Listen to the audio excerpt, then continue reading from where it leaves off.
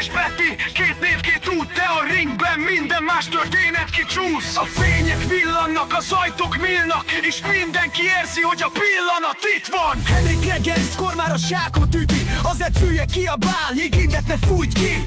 Szanszkilóról indul most már egy hosszenvet, de a vas nem hazudik, ez az ő fegyvere lesz. Súlyemelés, futás, diétás álom, a ringben uralkodom, nincsen pardon. A teste fájra, de az ereje nő, és a szemében ott ég az elérhetetlen hő. Ez nem csak harc, ez az élet része, csak az marad fenn, aki mindent beletesz. Henrik hallgat, csak a szíve szól, nyerni kell, nincs más opció.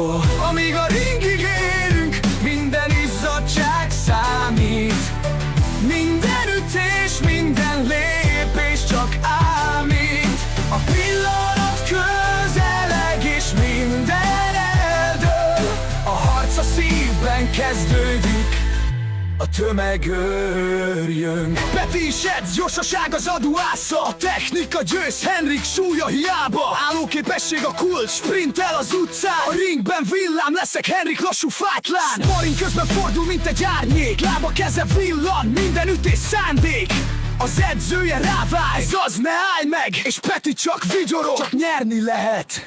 Ez nem csak harc, ez a lényeg, értsd meg. A ringben csak az nyer, aki sosem enged.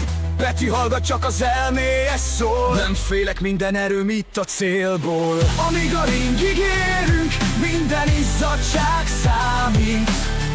Minden ütés, minden lépés csak ámít. A pillanat közeleg és minden eldől. A harc a szívben kezdődik, a tömeg jön. A ring ajtaja nyílik, a tömeg hangos. Henrik és Peti belépnek, minden más hallgat. Egymással szemben állnak, a szemük beszél, és a csendben ott van minden, amit a harc ígér. Az első gong csak egy másodpercnyire, a feszültség az időt lassítja, meg feszíti. Két test, két lélek, két legenda, és itt véget ér a dal, ahol minden kezd ma.